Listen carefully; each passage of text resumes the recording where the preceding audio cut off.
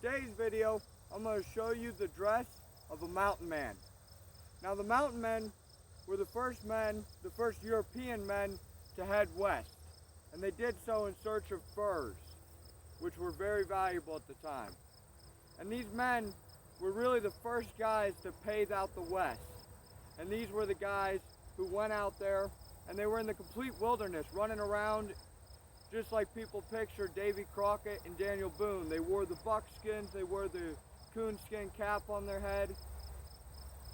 And these guys, they were really the first ones out there to really pave the west. And the mountain men, everyone pictures a buckskin trapper with a coonskin cap, and that's really not that far from the truth. These guys, they went out west and they were in the complete wilderness, and the only other people out there were the Native Americans, and they learned a lot from the Native Americans in skill and in dress. Now, it was really common to see mountain men wear buckskins, and the reason for that was, one, they adapted to their surroundings, which the Native Americans were already doing, but two, when you're so far out west, you don't have the abilities to get to the trading post, to get to the store, and purchase and wear the cotton European clothing.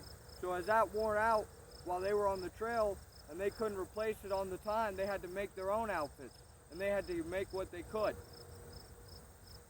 So the mountain men were commonly seen wearing buckskins, which a lot of the times was copied off the natives.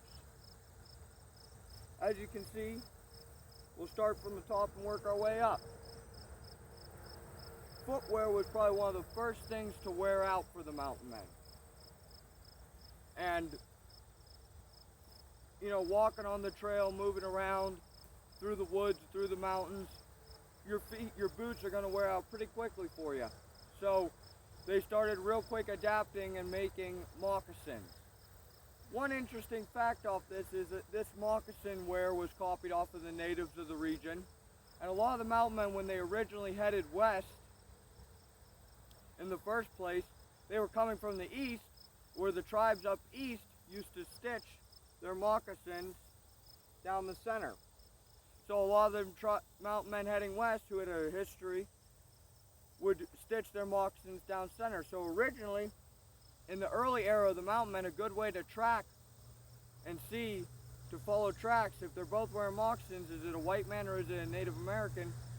One easy way to tell was if it was a center stitch moccasin, it was probably a trapper, a mountain man. Now eventually, pretty quickly after the mountain men had been west for a while, they learned to copy the natives of the region who stitched around, and they started making their mocks. One interesting the mountain men did that kind of adopted uniquely was they would make boot mocks. You know, they're trudging through the hills or trudging through the mountains, they'd make their moccasins into boots, as you see here. Another thing you'd see real quick was the mountain men would have to make their own pants. You're kneeling down, you're walking through creeks, you're setting traps, your pants get worn out. Not to mention it was expensive to make clothes back in the 1800s, so the mountain men were quick to make their own. They couldn't afford to buy and always constantly purchase new, so they'd make their own. And they'd make buckskin pants. Now one thing that they copied off of the natives of the region that was really unique to the mountain men that you didn't see before in the eastern long hunters was the wearing of fringe. Mountain men started to wear fringe on their pants, on their coats, on their jackets, and that was copied off of the natives of the region.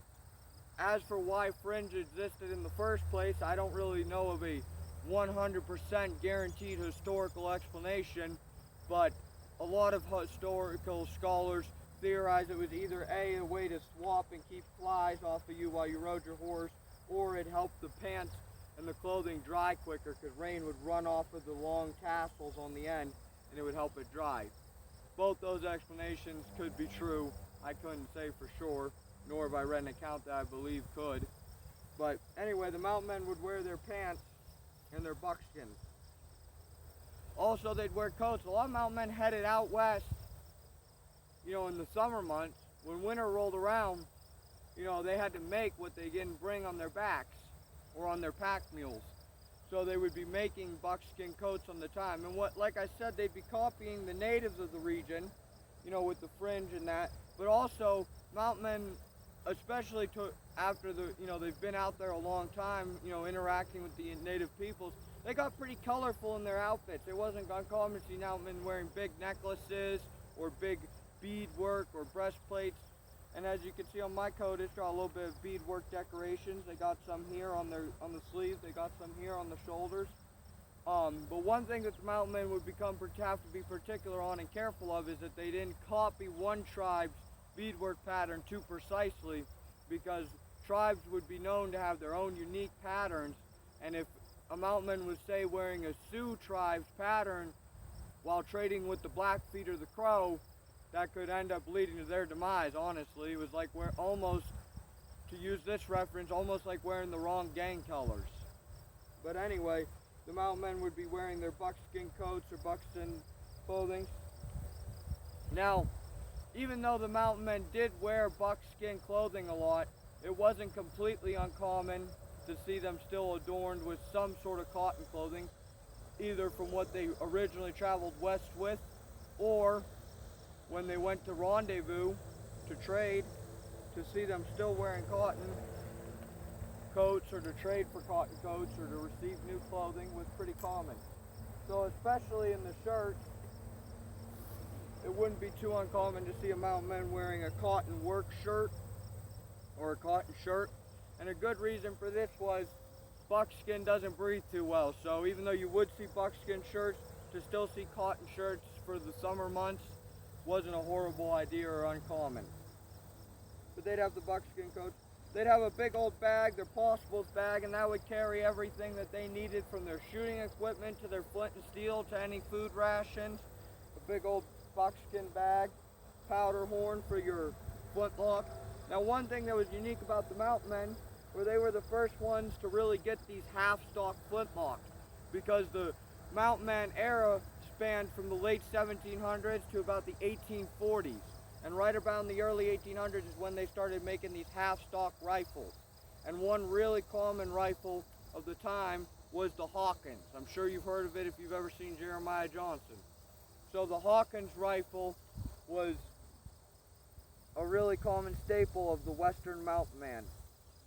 And that's something before you wouldn't see a half-stock with, Eastern people or Eastern long hunters or such. But it was also not too uncommon to see a mountain man carrying a pistol or a sidearm. And one reason for this is mountain men were really heading west, and they were really in some dangerous territory. So one, they may have to deal with any dangerous wildlife they might encounter, but two, they were trespassing on native indigenous people's lands. So scuffles and skirmishes weren't too uncommon. When you only got one shot with this before you got reload, it really helped to be able to pull a sidearm and get off a second round. And that was, a big plus and a big help in the defense, and it was really a game changer for the mountain men that the natives didn't really have, was the ability to afford a second weapon or a second wear. Now, another thing you'd see the mountain men carrying were multiple knives.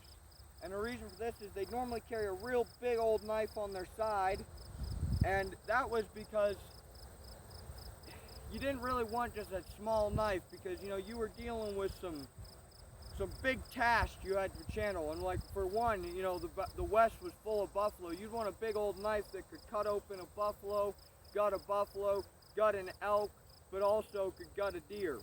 So, big knives were a real common thing to see a mountain man carry. The bigger the knife, the bigger the man. One thing that you always see a lot at rendezvous or in movies is big old deer antler handles, or big, decorative handles.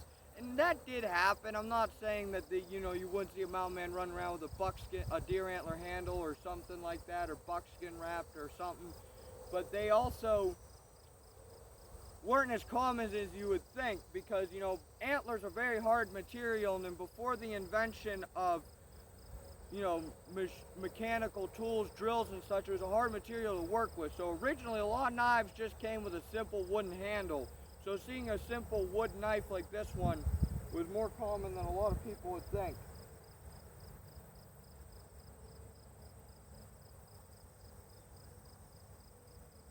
But it was also common to see a smaller patch knife or a smaller knife worn around the neck or on your possibles bag or something for the more little mundane tasks that you maybe don't want to use this big old honker for. Now this sleeve right here was a pretty common design in the West.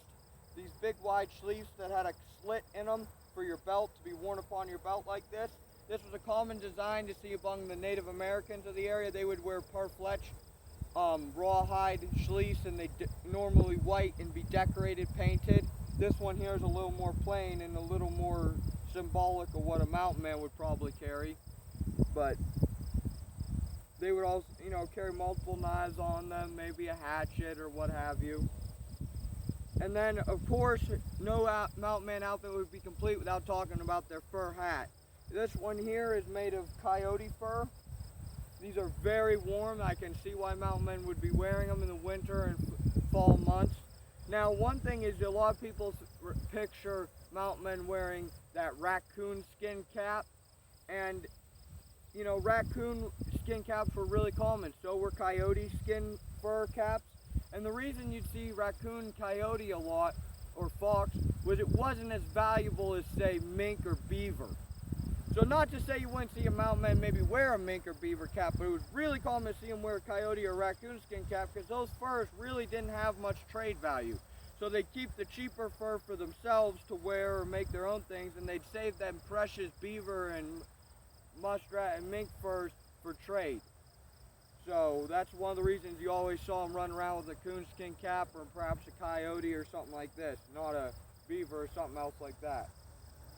Well, that's just a quick little video today. I wanted to show you of what a mountain man would wear. You know, the big old buckle, the big old belt, you know, just the buckskin man, the rough and tough man running around. A lot of times they had long hair, big old beards, because, you know, they're up in the mountains far, far away from civilization, living off the land. And you can't say these were some of the, I think, the roughest and toughest men that America ever saw, at least of European men and before the cowboys.